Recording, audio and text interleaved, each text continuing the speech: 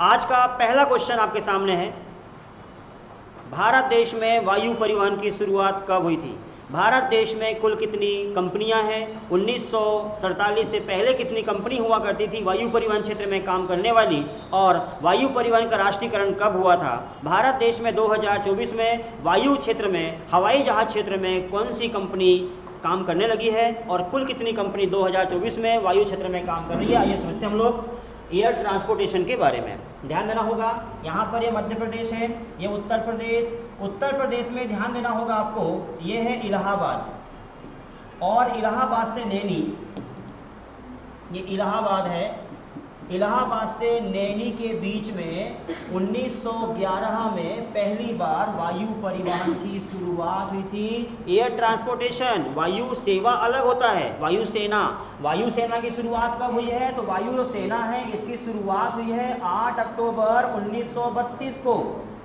ये चेन्नई से लेकर कराची के बीच, यहाँ पाकिस्तान है, तो चेन्नई से कराची के बीच में 1932 में वायुसेना की शुरुआत हुई है 8 अक्टूबर को। इसलिए हम 8 अक्टूबर को वायुसेना दिवस के रूप में मनाते हैं। जबकि वायु परिवहन, देखो वायुसेना मतलब हवाई जहाज कौन से वाले? सेना वाले, झगड़ा करने वाले, सुरक्षा प्रदान करने वाले, वो वायुसेना होता है, एयरफोर्स। जबकि एयर ट्रांसपोर्टेशन मतलब वायु परिवहन, हेलीकॉप्टर, हवाई जहाज, विमान जिसमें हम बैठ के यात्रा करते हैं, तो इसकी शुरुआत 1911 में इलाहाबाद से नैनी के बीच में हुई है। आइए समझते हैं सिलसिलेवार की किस प्रकार से वायु परिवहन का विकास हुआ है। ध्यान देना पड़ेगा, 1911 में भारत देश में वायु परिवहन प्रारंभ किया गया। क्वेश्चन यहाँ से बनता है कि भारत देश में पहली बार वायु परिवहन की शुरुआत कब हुई थी? 1911 में इलाहाबाद से नैनी के बीच हुई थी। ध्यान देना साथियों, 1934 का समय था। भारत देश में एक संगठन की स्थापना हुई थी, वह संगठन का नाम था इंडियन नेशनल एयरवेज कंपनी। याद रखना, INAC, Indian National Airways Company. Full form क्या है? Indian National Airways Company. फिर से बोलो, इंडियन नेशनल एयरवेज कंपनी। कब बना है? 1934 से बना हुआ है। नाम से स्पष्ट है, एयरवेज कंपनी, अर्थात कंपनी को मेंटेन करने के लिए INAC की स्थापना हुई है। उसके बाद समझो, 1947 में देश आजाद हुआ। आज़ादी जब भारत में 1947 में हुई, इस समय तक भारत देश में 11 प्रकार की कंपनियां हुआ करती थी, अलग अलग कंपनियां, सबके अलग अलग रूल्स थे। इसलिए भारत सरकार ने संविधान लागू किया 1950 में, और संविधान लागू करने के बाद में भारत देश में अब नियम बनाना पड़ेगा, एक नियम हो। सभी कंपनियों के अलग अलग नियम हुआ करते थे। इसलिए इंडियन गवर्नमेंट ने क्या किया, 1953 का समय आया और भारत देश में सभी कंपनियों को एक साथ मिला दिया, और एक साथ मिलाने के बाद में इसका राष्ट्रीयकरण किया, नेशनलाइजेशन। राष्ट्रीयकरण का मतलब होता है कि जितनी कंपनी भारत देश की है, सारी की सारी कंपनियों को, जो प्राइवेट कंपनियां था उसको गवर्नमेंट ने खरीद लिया, और खरीदने के बाद सबके लिए चालू कर दिया। इसको राष्ट्रीयकरण कहते हैं। तो भारत देश में राष्ट्रीयकरण किया हुआ है, सभी कंपनियों को मिला दिया गया है 1953 में। क्वेश्चन यहाँ पर आता है कि भारत देश में राष्ट्रीयकरण कब हुआ? ठीक है ना, वायु परिवहन का राष्ट्रीयकरण 1953 में हुआ, और इस समय 2 प्रकार की कंपनी का निर्माण किया हुआ था। 2 कंपनी कौन सी थी? तो 11 कंपनी को मिला करके 2 कंपनी का निर्माण किया हुआ था। साथियों ध्यान देना, एयर इंडिया और इंडियन एयरलाइंस, एयर इंडिया और इंडियन एयरलाइंस, पहले याद करेंगे, एयर इंडिया और इंडियन एयरलाइंस 2 कंपनी हुआ करती थी। तो इनका कब राष्ट्रीयकरण हुआ? आपके एग्जाम में क्वेश्चन आएगा, आपका NTPC के एग्जाम अभी होने वाला है, तो उसमें क्वेश्चन आएगा कि भारत देश में वायु परिवहन का राष्ट्रीयकरण कब किया गया था? तो वायु परिवहन का राष्ट्रीयकरण 1953 में हुआ था। इस समय सभी पूरी 11 कंपनी को मिला करके 2 कर दिया गया है, उसका नाम है इंडियन एयरलाइंस और एयर इंडिया। अब ये क्या होती है? ये जो है एयर इंडिया का काम क्या होता है, यदि आप नागपुर से निकल के कलकत्ता जाना चाहते हैं, कलकत्ता से दिल्ली, दिल्ली से बॉम्बे जाना चाहते हैं, या भारत के पड़ोसी देश जाना चाहते हैं, पाकिस्तान, अफगानिस्तान, नेपाल, भूटान, बांग्लादेश, म्यांमार, श्रीलंका आप जाना चाहते हैं, तो जिस विमान मिलेंगे आपको, जिस कंपनी के विमान मिलेंगे, उसको बोलते हैं इंडियन एयरलाइंस। मैं फिर से दोहराऊंगा, ऐसे विमान जो भारत देश की भूमि के अंदर घूमते हैं और पड़ोसी देश में जिनकी बाउंड्री भारत से लगी है, वहां जाने के लिए जो आपको विमान देते हैं, उस कंपनी को बोलते हैं इंडियन एयरलाइंस। ये क्या होंगे? भारत के देश में प्लस पड़ोसी देश में।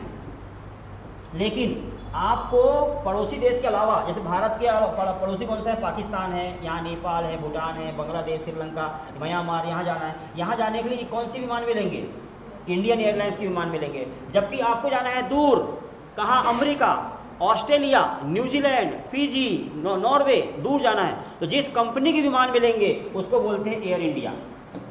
ठीक है ना, यहाँ लिखता हूँ मैं विदेश। समझ आ गया, कोई दिक्कत? एक देश के लिए और एक विदेश के लिए। देश के लिए इंडियन एयरलाइंस, जबकि विदेश के लिए एयर इंडिया। 2024 में भारत देश का एक संगठन है DGCA, ध्यान देना बेटा। अभी क्या हुआ है, एक तीसरी नंबर की कंपनी बना दी गई है, director general of civil aviation. ठीक है ना, director general of civil aviation, हवाई जहाज क्षेत्र में काम करने वाला बड़ा संगठन DGCA है, director general of civil aviation. तो यह जो संगठन है, इसके द्वारा दो कंपनी तो पहले थी, इंडियन एयरलाइंस और एयर इंडिया, दो थी, तीसरी कंपनी का निर्माण कर दिया है 2024 में DGCA के माध्यम से। उस कंपनी का नाम क्या है, उसका नाम है संख एयरलाइन। संख एयरलाइन बड़ा महत्वपूर्ण क्वेश्चन है, करंट का क्वेश्चन है, जीके के साथ है, ये सब पढ़ना पड़ेगा, संख एयरलाइन। तो इस प्रकार से भारत देश में जो एयरवे है, इसके बारे में विचार हमने रखा, और ये टॉपिक इस प्रकार से है। 1953 के बाद फिर क्या हुआ, और पता है, ये जो है ना एयर इंडिया, ये एयर इंडिया है, ये एयर इंडिया वर्तमान में किसकी है, ये टाटा की है। टाटा, रतन टाटा, उनकी कंपनी बन चुकी है। 1947 से पहले इन्हीं की थी, फिर सरकार ने खरीद लिया सबको इकट्ठी, है ना। टाटा के द्वारा, टाटा बंधु ने, राइट बंधु, टाटा बंधुओं ने यहाँ से उड़ाया था पहले विमान को। टाटा की कंपनी हुआ करती थी, 1947 तक थी, 1932 से, फिर उसके बाद में फिर भारत सरकार ने उसको खरीद लिया, और फिर टाटा ने वापस ले लिया, घाटे में चढ़ रही इसलिए, फिर मुनाफे में आ गई। समझा कि नहीं? ये है DGCA। 2024 में तीसरे नंबर कंपनी का निर्माण कर दिया, संख एयरलाइन का। अच्छा, भारत देश में जितने भी प्रकार के एयरपोर्ट होते हैं, सारे के सारे एयरपोर्ट, आपने सुना होगा कि भारत देश में एयरपोर्ट अथॉरिटी की लापरवाही है कि इसमें जो है एयरपोर्ट पे एक कुत्ता आ गया, प्रधानमंत्री मोदी बाल बाल बचे। सुना आपने? एक कुत्ता बोले घुस गया एयरपोर्ट पर, रनवे पर, तो बोले ये अमिताभ बच्चन बाल बाल बचे, इस प्रकार से इस चलता है, हेडलाइन चलता है, टीवी में चलता है। भाई ऐसा क्यों?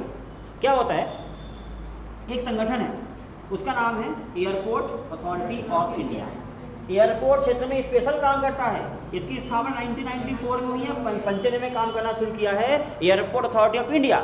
यह जो संगठन है, ये देश का बड़ा संगठन है जो एयरपोर्ट क्षेत्र में काम करता है। इसकी लापरवाही होती है, यदि ये व्यवस्था करे तो रनवे के ऊपर एक भी कोई जानवर नहीं आ सकता, क्योंकि आसमान में उड़ रहा है हवाई जहाज, उस पर आके पक्षी भी टकरा गया, इनबैलेंस होता है, और इनबैलेंस होने के बाद वो विमान गिर जाता है, एक पक्षी से गिर जाता है, यहाँ तो एक कुत्ता है, तो वो तो उससे तो नुकसान हो ही जाएगा। इसलिए इसका काम होता है एयरपोर्ट अथॉरिटी ऑफ इंडिया का की व्यवस्था बना के रखे।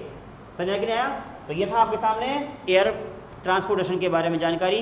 कोई दिक्कत? लिखो इसको।